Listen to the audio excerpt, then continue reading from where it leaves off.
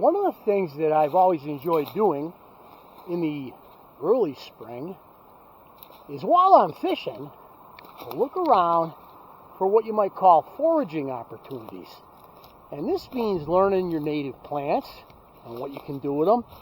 But I'll tell you, it's a really cool experience to sit down to a meal of morel mushrooms, which come out in early May in southern New England, along with some freshly foraged ramps and maybe a couple rainbow trout. And what we're doing today is we're foraging with a basket. And look at what I got behind me. That right there is a patch of ramps. And there are a lot of you out there looking for ramps. And I'm not telling you where my ramps are. You go find your own ramps. But I will tell you that right below me is a river bottom. Notice that the ramps are not down on the floodplain per se. And notice that the ramps are growing on the southwest facing slope. You'll find them on southern slopes and on southeastern slopes as well. Now you'll find them everywhere, but they're going to come up on the southern facing slopes first because this is where the sun is strongest and the soil warms up first in the early spring. And this is also true about morel mushrooms. It's all about soil temperature. When the soil gets warm enough, these plants will begin to go to town. And so I'm going to go to town myself and harvest some of these ramps. Now here's an indicator that ramps are around. If you're walking through the woods and you find some of these guys, that there is a trillium. When you find trillium, you know that the ramps are getting ready to sprout or are sprouting somewhere. There's another trillium. You see the trillium, the ramps are up. And it usually means about a week later you're going to find morels. So this is all alluvial soil that's partly the result of river flooding, but mostly the result of a combination of hemlock, pine, and hardwood detritus, right? So the trees shed their leaves, the leaves fall, they decay, the decayed leaves wash downhill with erosion, creating deep banks of rich, fertile, and slightly acidic soil, and my ramps are growing beautiful. Now let me show you how I harvest these guys. There are people, and I will sacrifice a ramp to show you what people do, and I'm not a fan of doing this, but I'm digging down in with my fingers, and I'm finding the bulb of the ramp. Now, a ramp is basically a wild onion, so I'm digging this here ramp out of the ground. I don't like doing this. I don't like harvesting the bulb because I can get me an onion. I mean, I can get me chives. I can get me scallions. I can get me all kinds of onion-like things at a grocery store. And when I pull the bulb, which I'm doing for you, that bulb takes, some people say, 3 to 5 years to mature. And I'm not a fan. People pickle them. People fry them. And people make a stir fry out of them. And here we go.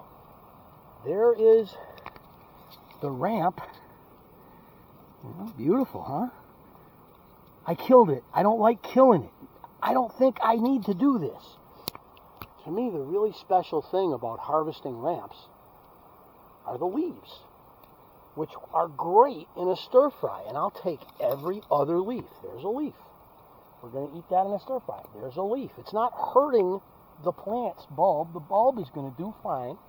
I'm going to be able to bring these things back home, and I'm going to be able to stir fry them, and they're going to taste really good. And there are a lot of people that when they come into plenty in nature, they get all greedy. It's an odd thing. Whether it's fishermen that get into a school of fish and they were working hard trying to catch fish for a long time, now they got into a school and they find themselves keeping their limit. Depends on the season and the fish, but their limit is usually more than they're going to need. Unless they're having a fish fry for a large group of people. Plenty leads to greed. It's really, really weird. And I found myself years ago harvesting mushrooms and just going nuts. Taking every single mushroom that I laid my eyes on and then bringing them home and realizing I got to clean all these guys and I got to prepare all these guys. And for a lot of mushrooms, you actually have to cook them first before you freeze them to preserve them. So I was making a pain in the butt for myself. And so I decided, what am I doing? I took an honest look at my own actions and I said, I'm being greedy for no reason. There's other people that can come along and find these mushrooms and enjoy them. I don't need to take all of them. So I smartened up. And I have always felt this way about ramps. There's some of you that are probably freaking out right now going, look at all the great ramps he's leaving. He's not taking. And look at the fiddleheads. You see the fiddleheads over there? I got me some fiddleheads too. They're growing a little fast, these fiddleheads, this year. It's been a warm spring. But I'm trying to be, like, honest to God, I'm not trying to be sustainable for you. I'm trying to be sustainable for me. I want more ramps every year. And you know what? If you stumble on my ramps, I hope you think the same way I do. Don't take them all. Take what you need. And don't go digging them up. You don't need to. You gotta, like, I've got, how many stir fries can I do harvesting every other leaf right here? I'm getting local vitamins and minerals coming from my own area. I'm doing it myself. Catch me some trout. Find me some morels. Look at those trillium.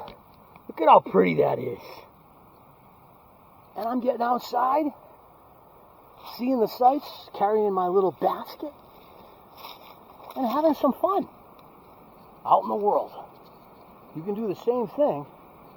You don't need to dig up this whole hill and pickle all these ramps and destroy a resource when you could buy onions or scallions or shallots and take care of business that way. Yeah, take a few. I wouldn't have a problem if you came out here and took 25 or 30 of them home. We got plenty here. But these are getting scarce. In places like Quebec, where they've been over-harvested, Baie de Québec there, who really like their ramps. The French, ooh, look at this. I got me a mushroom. It's nothing that I'm going to eat. It's growing off this piece of yellow birch. But oh, and there's a trout lily. See that? People will mistake these for ramps. You see that plant? You notice the little ramp right here. And then you notice that. Very different. But they do have a similar shape. Yellow flower. But the thing about the ramp, when I pick the ramp, it smells like onions. You really can't mistake it. It smells like onions. It's not like you're out picking mushrooms and you're really concerned that you're going to poison yourself with ramps. Look at all the ramps. Growing like weeds out here. And as I said, I'm going to keep walking. I'm not going to continue to harvest from this particular patch. I got other patches. Look at them, they're spreading. These guys weren't here 2 years ago. They're spreading. They're going down onto the old logging road here.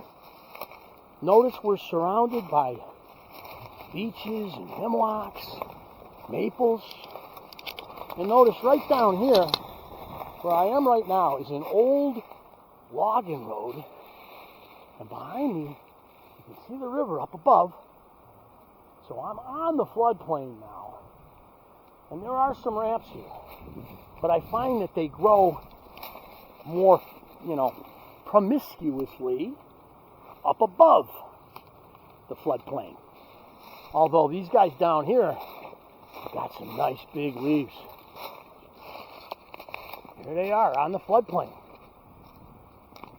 with the trillium and the trout lily. And here I am. I'm picking me. Oh yeah, look at the beautiful, rained earlier, fresh leaf. Oh, these are just gorgeous. got me some ramps. And a lot more, too. Here we are. Here's one. Let me come in here. Let me dig around. Let me find another root for you. We'll do that again. We're going to have to dig down. You can tell I don't do this much because I am not carrying me a shovel. But I'm digging down. Loosen up that soil. And I extract the bulb. There she be. Put them in the basket. I'll take the other bulb. I'll leave one.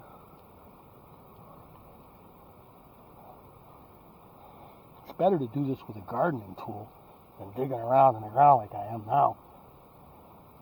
But a ramp is like a cross between garlic and onion. I guess it's the same flavor as Mr. Scallion, people say.